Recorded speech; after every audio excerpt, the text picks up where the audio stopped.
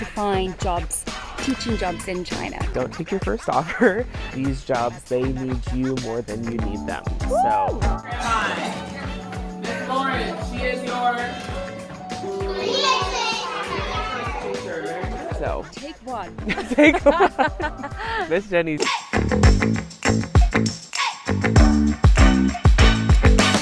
Hi guys, and welcome back to Journey with Jenny, and I am so lucky to be joined by a YouTube sensation here in China, Miss Lauren Hamilton from Maryland, the USA. Can I get a whoop whoop? Whoop whoop for Maryland. Yay, thank you so much for joining. Thank you for so having happy. me.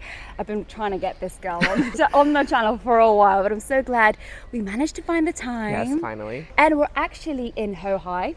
I did one of my first videos ever with Scottish journalist Morag around here.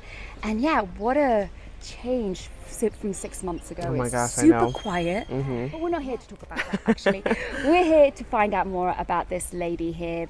She's also an inspiration of mine because her YouTube is just blowing up. So I definitely want to find out more about her YouTube, but more importantly, I actually want to find out how you ended up in China and your teaching experience. So you're an ESL teacher teaching middle or high school students? I teach high school students, yes. Okay, so Lauren, tell us a little bit about you, where you're from, and how did you end up in China? Yeah, so I'm from the States, and I've been living in China since I graduated college, which was in 2015. Yeah, so when I was at university, there's a lot of kind of teaching programs of, to go travel abroad and be able to teach work and kind of travel type experience. And so that's what first brought me here post-college, kind of a gap year type mentality. But I had never taught before. And so it was just going to be, you're an English speaker, you can go teach English in China. That's kind of the only requirements besides a college degree. Okay. So, because I think one of the main questions people will ask is about the process and where to find teaching jobs in China. So where would you say you can find these sort of opportunities to teach in China? That's how I first found my jobs in China, but I would say since then, the past several years, I've mostly found them online through a couple different websites. Dave's ESL Cafe is a good one, as well as eChina Cities. They're kind of job posting and recruiting websites that are helpful for finding teaching jobs, whether you're in China or outside. From applying, finding out, and contacting these people to actually arriving here, what was the process like, and what requirements did you need actually? It's quite similar for a lot of people trying to move to China. A lot of visa requirements, a lot of paperwork, and stamping, and lots of things like that. But a lot of it was once you kind of have a job or someone that's going to sponsor your visa here in China. It's a lot of communication with them to then get the paperwork done so you can apply for your visa and then eventually fly and live here. Seems like a lot at first. It's a process, guys. It's a process. Yes. And I think you just kind of, it seems very overwhelming at first, but it's you kind of learn that that's just the norm of, trying to get paperwork done and things like that here, trying to move here. But with having a job or employer, they help you with everything. So it was pretty streamlined. So definitely needed a college degree.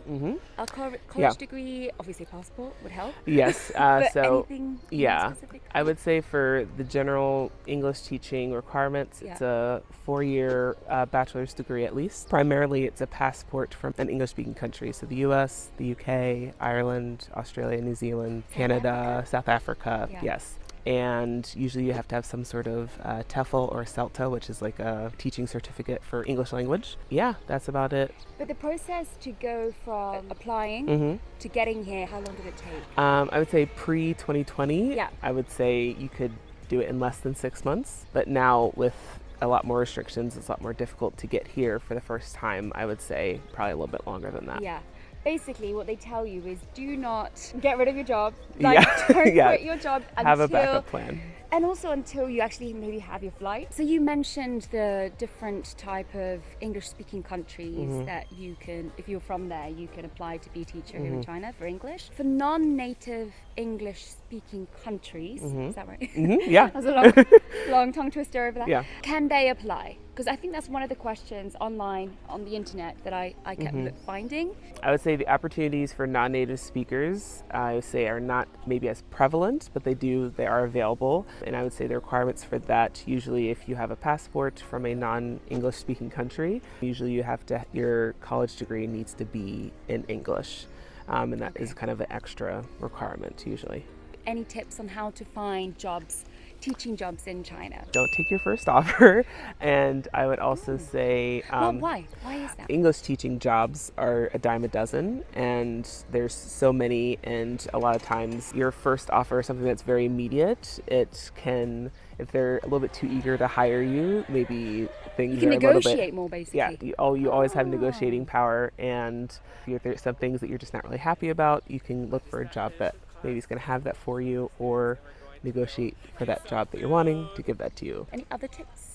I would say my overall tip, I guess, and advice is that these jobs, they need you more than you need them. So you kind of have the power in the hands when it comes to negotiating and getting what you're wanting, because you're sacrificing a lot, especially with moving to a new country to teach. So they should make it very accommodating and, serviceable to you. Okay, so moving on to your experience when you first arrived, all that time ago, 7 years ago. So before you arrived, did you have any expectations or worries, concerns, anything before coming to China? I think a lot of my expectations about China was just what the reality of what daily life is like here, and I think I was walking into like the movie of Mulan, like I feel like I was expecting China to have like cherry blossoms and kung fu around every corner. Which they do, actually. Yeah, like there's definitely moments that exist in China, but I think I was kind of envisioning the movie version of China rather than the normal day, everyday life of people here. Did you know much about China? No, actually? I guess that's what I'm. That was very nice. And really important question. Yeah. I mean, why did you choose China? Was it just because of that leaflet on your students' union desk? Yes. Or was there more? Was there a more profound reason? I guess when I think about it now, 7 years later, I'm like, the real reason was like I was graduating from college, and I was like, well, I don't really want to figure out my full life yet, so I'm gonna go travel in China for a year, and then figure things out after that. And then after moving here, I just loved it, and I decided to stay. So I was very naive, didn't know a whole lot. It was a big learning curve, but I stuck it out, and I was able to enjoy it. Good morning. It is Thursday, but today I need to order some water. So I have this right here. It's a water cooler tank. That's where I drink the water. The water here is not the best to drink. It's possible if you boil it, but it tastes weird. So I need to order some water. What I do, it's like a company that I call, and they come deliver the water jugs to my apartment, and I pay them. But I have to do this all in Chinese, so I have a script that I read when I call. 你好。我要2桶水31号302。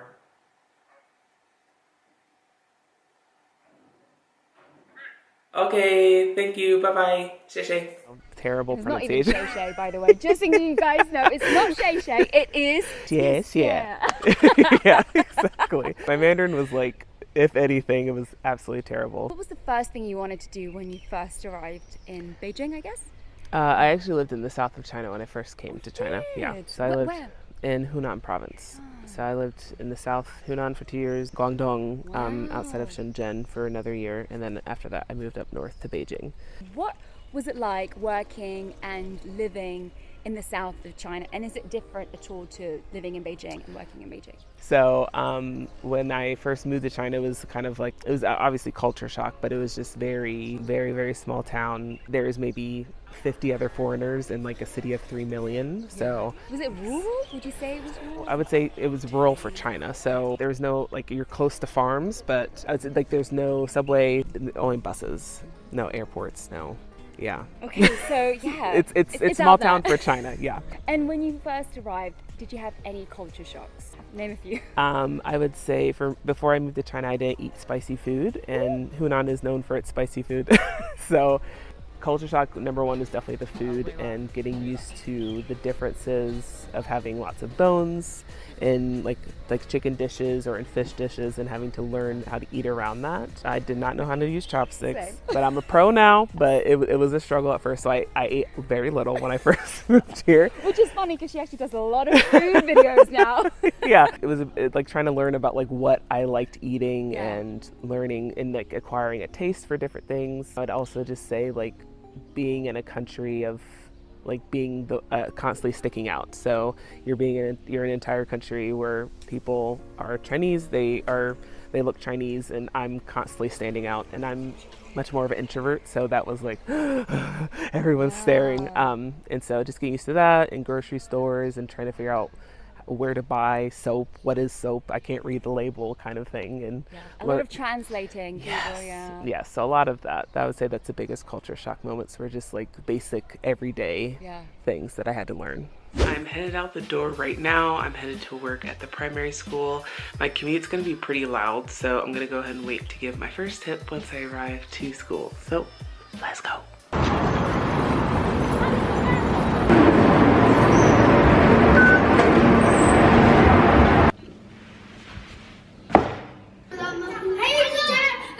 Hello.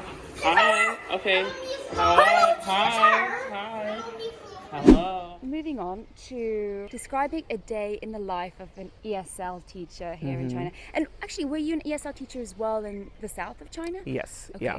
So when it comes to ESL teaching, each schedule is kind of different. There's lots of different jobs. I have worked mostly at public schools, so I haven't worked at a training center or a kindergarten. For me, I have like maybe 500 students, and I teach them once a week. Wow. 500. Yes. Lots of people in China, so lots of students. My classes of students, I meet with each class once a week usually. So my schedule is usually I go into my office and then I'll teach whatever. What time? For me, I don't have office hours, so whenever I have class, that's when I go to work. I would say it's about maybe 20 hours a week. So usually on Wednesdays I'll have 6 classes, so 3 in the morning, 3 in the afternoon. So I'm at school most of the day, but other days I might just have 2 in the morning and then I have the afternoon off. But that's specifically for me with my teaching schedule at a public school. But I would say usually a day in the life is just maybe once a week I'm lesson planning. The rest of the time I will be teaching, and then anytime I'm not lesson planning or teaching is my time off. A lot of free time. A lot of 20 hours for a whole week. That's pretty good actually. Yeah. And per class, how many students are you teaching? I've taught smaller schools where it's like maybe like 20 to 25 students, but right now my classes are quite big at the public school, maybe about 40, 45. All Chinese kids? Yes. Right? Yeah. And do they speak English? Yes. All Chinese students at all schools, they're all required to learn English. It's one of the core subjects. So from a young age, so how old do these kids actually start learning English? It's usually like if they're a little bit of a wealthier family, they'll send them to baby English classes, which is they just talk English, speak English to them. And then usually starting in grade 1, they start having an English. It's compulsory subject. Yeah, so with math, science, and English. All in English? So but by the time they get to you, at what age? So my students are like 15 and 16 right now. But that's also a reason why there are so many English teaching jobs, because kids here start from 0. Exactly, yeah. These are my rapid fire questions. Because a lot of people are asking online about teaching in China. So I'm just going to go bang, bang, bang, and we're just going to try as many as we can. Average salary for teachers in China? In bigger cities, it's going to be higher. I would say in Beijing, I would say between 15,000 RMB to 30,000. Beijing. And third tier, where you were at first? I would say between like 12K to maybe 20K. Okay. Maybe max. Is that after or before tax? It can depend on when you're negotiating for a job. Negotiate. That's kind of the range that they'll give, and then that's really good compared to salaries back home, I guess, for teaching. It's a really good work for the amount of money you get for the amount of work you're doing. It's a really good job.